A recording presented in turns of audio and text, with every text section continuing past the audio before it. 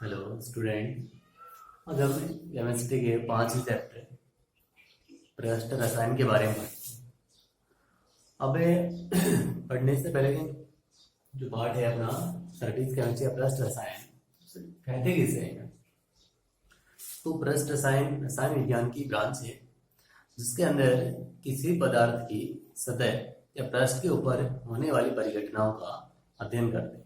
यानी कि जिस ब्रांच के अंदर पृष्ठ या सतह के ऊपर होने वाली परिघटनाओं का अध्ययन करते हैं वो सरफेस केमिस्ट्री कहलाती है। इस सरफेस केमिस्ट्री के अंदर जो पढ़ेंगे पहला टॉपिक वो है अधिशोषण या एडजॉर्प्शन।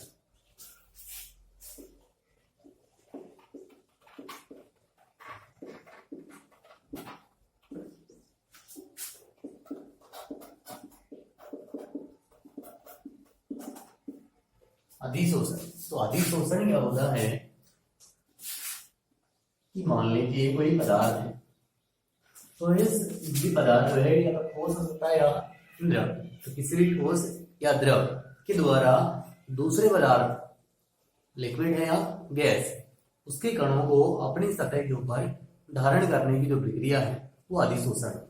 यानी कि ये कोई पदार्थ है या तो ये सॉलिड है या लिक्विड, इसके द्वारा दूसरे पदार्थ या तो गैस या द्रव को अपनी सतह के ऊपर यहाँ सतह के ऊपर आगे चिपक जा रही है, सतह के ऊपर धारण करना क्या कहलाता है, अधिशोषण कहलाता है। अब इसके अंदर दो पदार्थ काम में आ रहे, एक तो ये वाला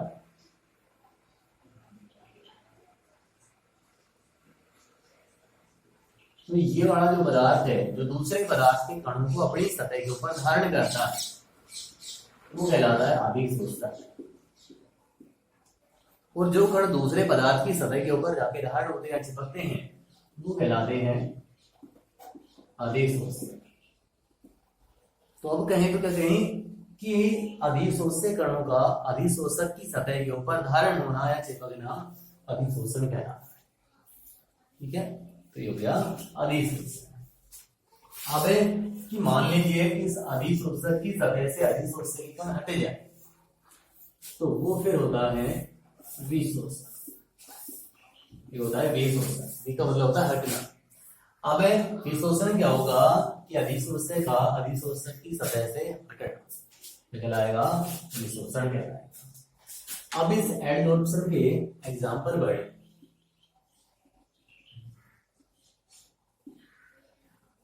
अधिशोषण के उदाहरण, तो अधिशोषण के उदाहरण जैसे एक कोई पात्र है उसके अंदर चारकोल रखा है और इस पात्र के अंदर गैस को भर दिया, गैस नाइट्रोजन ऑक्सीजन हाइड्रोजन कोई भी गैस भर दी और गैस भर के उसका जो दाब है वो नोट कर कितने दाब के ऊपर भरिए 2 3 4 5 बार या एटमॉस्फेयर जो भी दाब के ऊपर है इसके अंदर गैस को भरा है उस प्रेशर को नोट कर लिया। उसके बाद में थोड़े समय बाद देखा कि जो प्रेशर था वो कम हो गया, इसमें जो गैस भरी थी उस गैस का दाब कम हो गया। क्यों? क्योंकि गैस को इस चारकोल ने अपनी सतह के ऊपर एब्जॉर्ब कर लिया। गैस के कण जो थे वो चारकोल की सतह के ऊपर एब्जॉर्ब कर लिया, तो गैस की मात्रा में कमी हो गई इसलिए प्रेशर कम हो। या कोई भी कलर्ड सॉल्यूशन भरा हुआ है, कोई भी रंगीन विलयन जैसे नीले रंग का लाल रंग का कोई भी विलयन भरा है और इसके अंदर चारकोल डाल,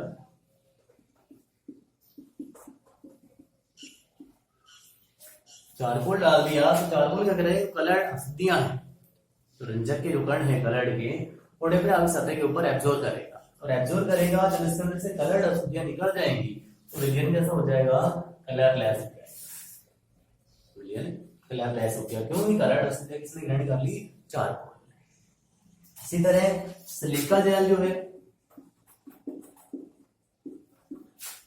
वो नमी को एब्जॉर्ब करता है, नमी है तो वहां सिलिका जेल काम में तो नमी को वो अधिशोषित कर लेता है। तो ये अधिशोषण के एग्जाम्पल। यार अपरिष्कृत शर्करा है, बिना साफ की हुई चीनी है उसे प्योर करना है। तो प्योर करना है क्योंकि कलर है, जैसे गन्ने का रस से प्राप्त की येलो कलर की है, तो व्हाइट करना है। तो इसके अंदर जहां तक चारकोल मिला दिया जाता है, थोड़ी समय बाद वो येलो कलर की जो रंजक की कण उन्हें एब्जॉर्ब कर लेगा और कलरलेस विलयन बन जाएगा। उसका क्रिस्टलीकरण करके चीनी प्राप्त कर लिया। तो एडजॉर्प्शन का एग्जाम्पल। अब एक होता है एब्जॉर्प्शन या अवशोषण। अवशोषण क्या होता है, वो इसके थोड़े विपरीत एडजॉर्प्शन। यानी कि एडजॉर्प्शन में तो अधिशोषक के कण कहां थे, केवल सतह के ऊपर, लेकिन एब्जॉर्प्शन के अंदर कण कहां हो जाते हैं, अंदर तक। जब अधिशोषक के अंदर अधिशोषक के जो कण है वो केवल सतह पे नहीं, इसके अंदर स्थूल तक पहुंच जाते हैं, तो वो क्या होता है, फिर एब्जॉर्प्शन कहता है। फोम के टुकड़े को पानी में डूबा, तुरंत उसके अंदर गए, पानी के कण पहुंच गए, तो वो हुआ है एब्जॉर्प्शन। ये होता है। अब इनके अंदर अंतर पूछा जाता है, एडजॉर्प्शन और एब्जॉर्प्शन के अंदर दोनों में क्या अंतर है।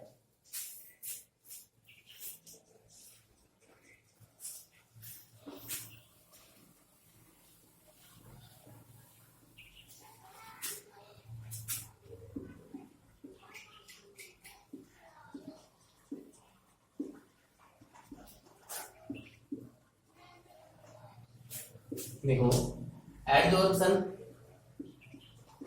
सतह पर होता है, या फिर कह सकते हैं कि सतही घटना है। ये होता है स्थूल तक होता है, तो ये फिर कह सकते हैं कि ये एक स्थूल घटना है। एब्जॉर्प्शन क्या है कि स्थूल घटना, उसके अंदर अधिशोषक के जो कण है वो अंदर तक पहुंच जाते हैं। ये एडजॉर्प्शन होता है, ये प्रारंभ में तो तेज होता है, बाद में धीमा होता है। लेकिन एब्जॉर्प्शन समान वेग से, शुरू में सतह ज्यादा है, अधिशोषक कण ज्यादा आएंगे, फिर सतह हो रही कम है, तो धीरे धीरे कमी हो जाएगी। इसके अंदर जो इस अधिशोषक की सांद्रता है वो केवल कम होती है, सतह पर ही होती है, तो सांद्रता ज्यादातर सतह पर होती है। इसके अंदर जो अधिशोषक की सांद्रता वो सभी जगह समान रहती है, तो ये इनके अंदर अंतर हो जाएगा। उसके बाद है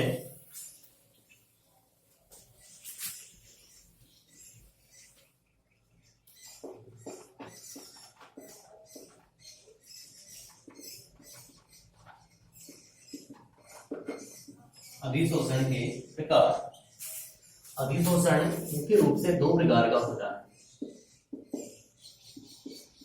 तो होता है भौतिक अधिशोषण और एक होता है रासायनिक अधिशोषण या रसोशोषण भी कहते हैं। तो भौतिक अधिशोषण और रासायनिक अधिशोषण दो तरह का होगा। भौतिक अधिशोषण किसे कहेंगे कि जब अधिशोषक के कण अधिशोषक के साथ दुर्बल वान डेर वाल्स बंधों के द्वारा जुड़ते हैं, तो वो कहलाता है भौतिक अधिशोषण। जैसे प्लेटिनम, प्लेटिनम एक अधिशोषक है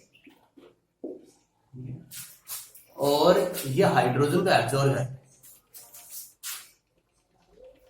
और हाइड्रोजन को किससे जोड़ रहा है, ये दुर्बल वान डेर वाल्स बलों के द्वारा। जब हाइड्रोजन के जो परमाणु है वो प्लेटिनम के साथ दुर्बल वान डेर वाल्स बलों के द्वारा जुड़े, तब कौन सा वो भौतिक अधिशोषण है। लेकिन यदि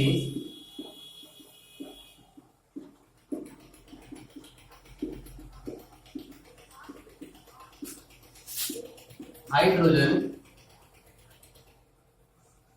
के परमाणु रासायनिक बंध के द्वारा जुड़ जाएं, क्या अब हाइड्रोजन के परमाणु किससे जुड़ रहे हैं, रासायनिक बंधों के द्वारा जुड़ रहे हैं, केमिकल बॉन्डिंग बढ़ गई उसके अंदर है, तो कहलाएगा फिर वो रासायनिक अधिशोषण। अब जो भौतिक अधिशोषण होता है और रासायनिक अधिशोषण है, दोनों के अंदर अंतर भी पूछे जाते हैं। तो भौतिक अधिशोषण के अंदर दुर्बल van der Waals बलों के द्वारा जुड़े होते हैं। अब दुर्बल van der Waals बलों के द्वारा जुड़े हैं। अब अधिशोषण की जो प्रक्रिया होती है एडजॉर्प्शन, वो होती है ऊष्माक्षेपी। इस तरह का प्रक्रम होता है, ये ऊष्माक्षेपी प्रक्रम होता है। ऊष्माक्षेपी प्रक्रम है तो टेम्परेचर यदि इंक्रीज किया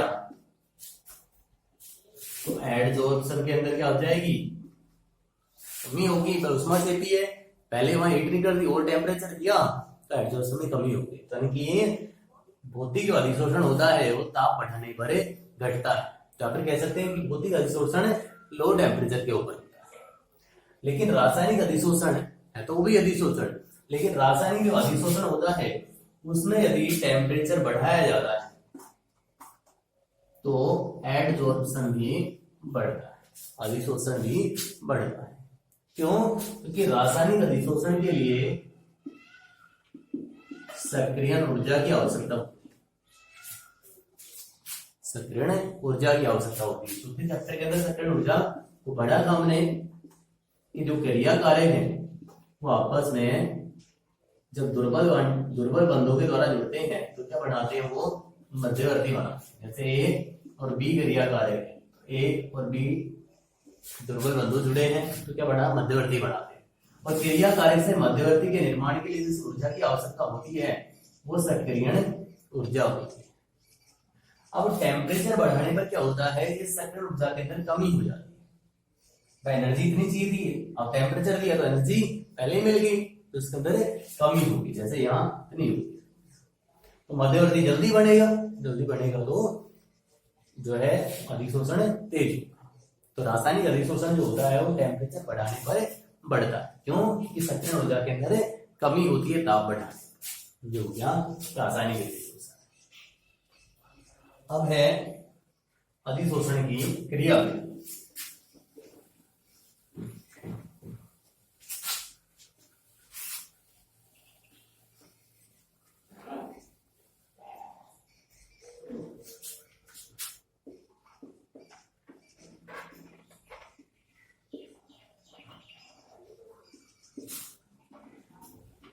अधिशोषण की क्रियाविधि। अधिशोषण की क्रियाविधि के दो कारक हैं इसके, एक तो टेस्ट है और देखो ये कोई अधिशोषक पदार्थ है,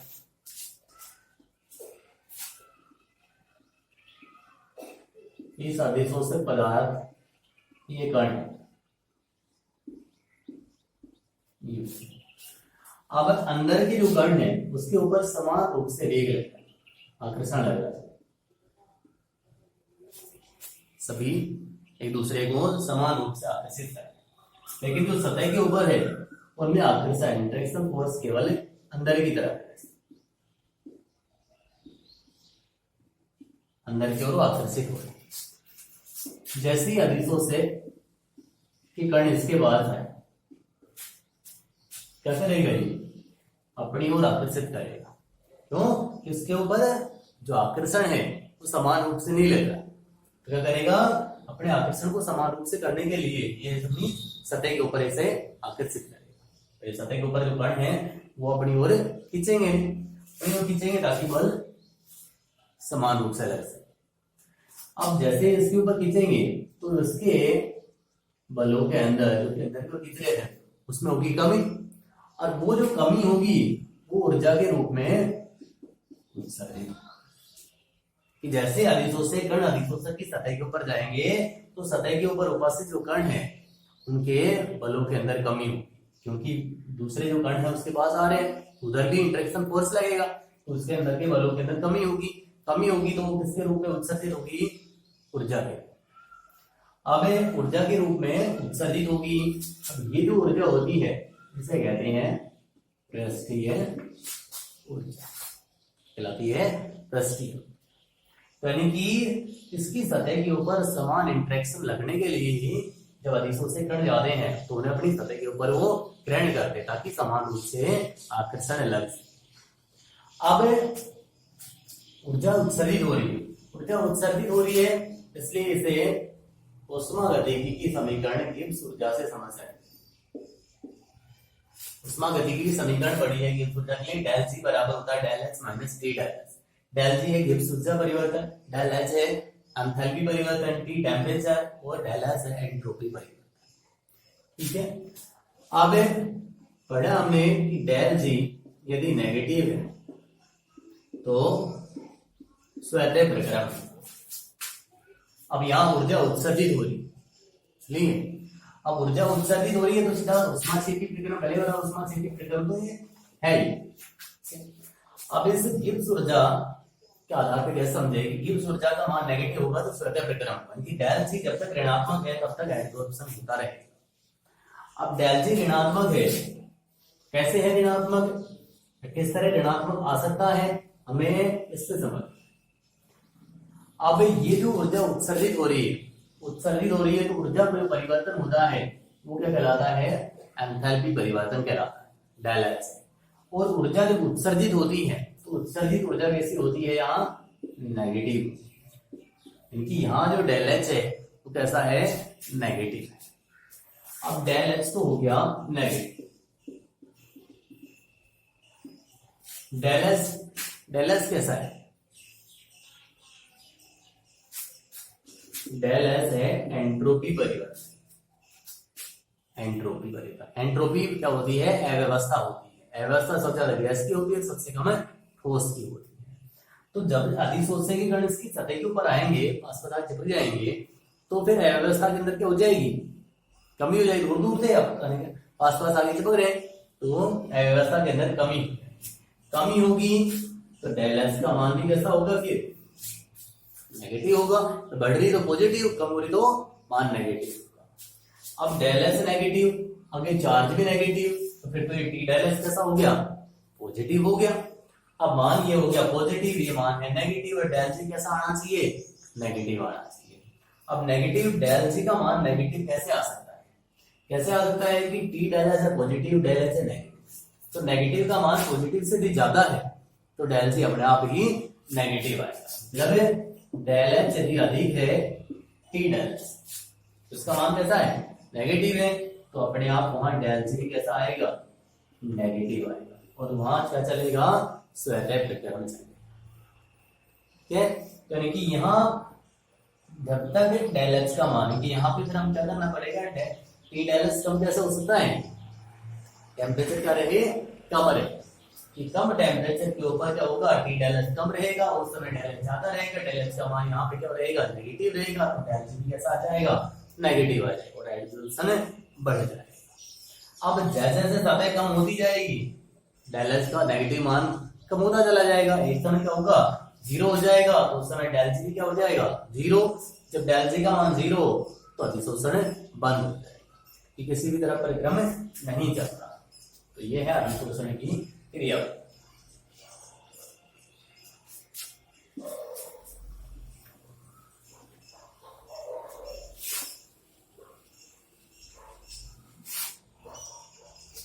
आगे है अधिशोषण के अनुप्रयोग। अधिशोषण के अनुप्रयोग पहला है उच्च निर्वात उत्पन्न करने। उच्च निर्वात यानी कि निर्वात पंप लगा रखा है, उससे इस गैस को खाली कर दिया इसको। अब फिर भी यदि इसके अंदर थोड़ी बहुत गैस की मात्रा बच गई तो उसमें क्या कर दिया जाता है, थोड़ी मात्रा में चार बची हुई गैस की मात्रा क्या कर लेगा, एब्जॉर्ब कर लेगा, और अच्छा निर्वात यहाँ उत्पन्न हो सकता है। उच्च निर्वात उत्पन्न करने का तो हो जाएगा गैस मास्क के रूप। जो लोग कोयले की खानों के अंदर काम करते हैं तो जहरीली गैसें जो होती है वो नाक से अंदर पहुंच जाती है, अंदर पहुंच जाती है, इसलिए मास्क लगाते हैं। उस मास्क के अंदर चारकोल का उपयोग होता है।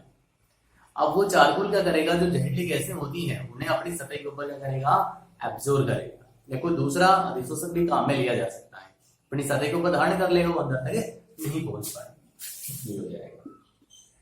एक आर्द्रता को नियंत्रित करने, आर्द्रता कंट्रोल करने में। आर्द्रता कैसे कमी कैसे होगी आर्द्रता के अंदर? अधिशोषक के रूप में किसको काम में लिया जाए? सिलिका जेल, जो नमी को एब्जॉर्ब कर लेता है।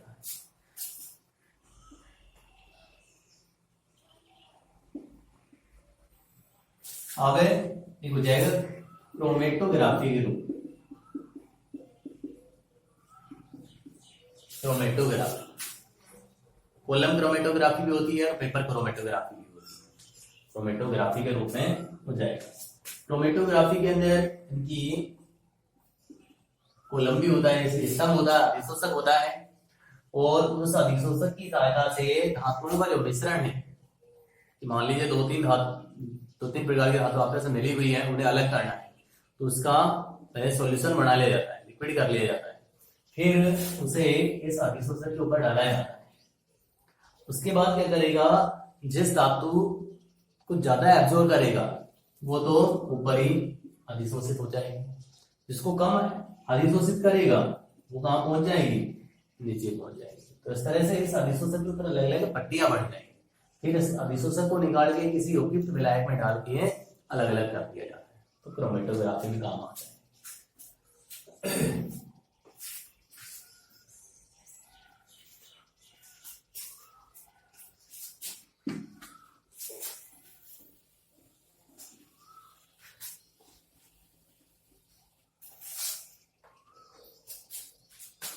अब है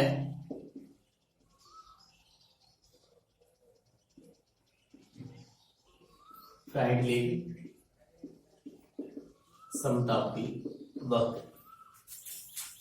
फ्राइडलिक समतापी वक्र कि ठोस या द्रव्य द्वारा यदि गैस को अधिशोषित किया जाए तो उसके लिए फ्राइडलिक ने एक वक्र दिया कि अधिशोषित गैस की मात्रा और दाब के मध्य, जो कि समान ताप के ऊपर अधिशोषित गैस की मात्रा और दाब के लिए वक्र प्रस्तुत किया गया। इसे क्या कहते हैं? फ्राइडलिक समतापी वक्र है। इसके अनुसार समान ताप पर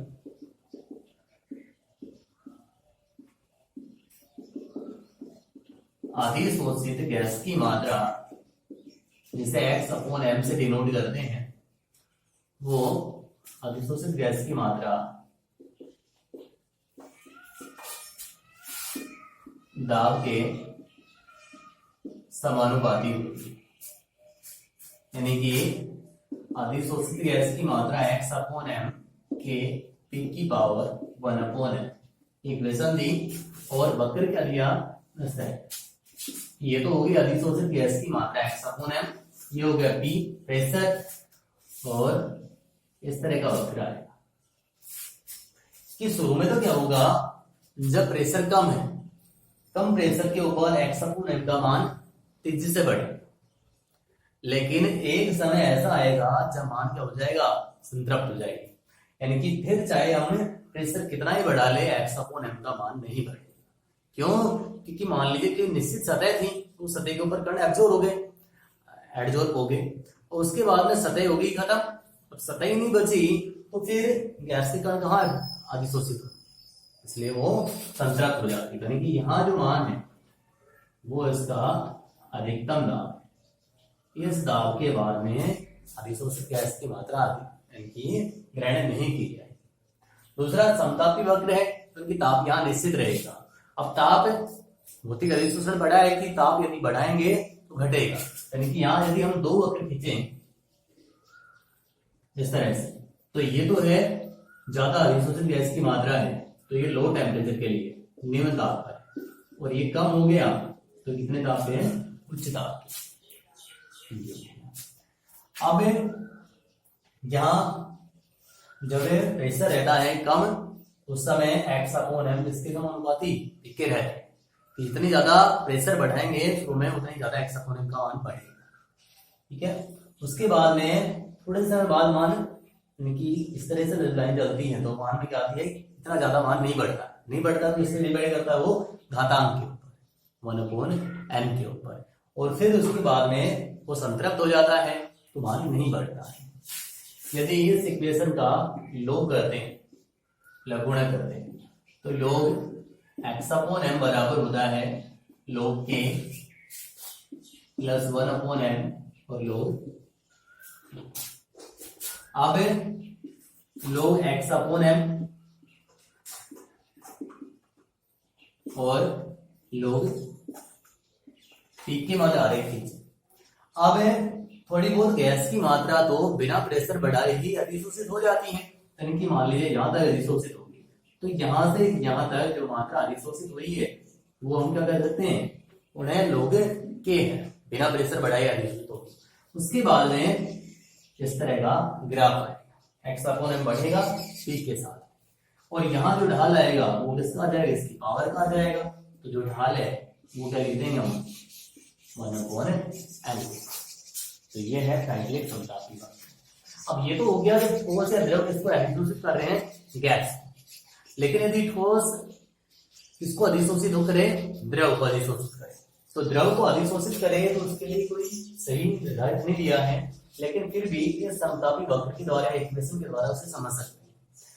तो जब ठोस द्रव को अधिशोषित करता है तो फिर वो दाब पे डिपेंड नहीं करता, क्योंकि गैस की मात्रा ही दाब के समानुपाती होती है, गैस की मात्रा ही दाब के ऊपर डिपेंड करती है।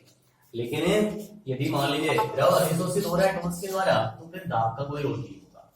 तो वहां क्या होगा, x अपॉन m बराबर होगा k सिक की पावर 1 अपॉन x, यानी कि वहां दाब के ऊपर डिपेंड नहीं करेगी, अधिशोषित गैस की मात्रा नहीं है x अपॉन m कौन है, अधिशोषित द्रव की मात्रा है। कौन ग्रहण कर रहा है, ठोस ग्रहण कर रहा है।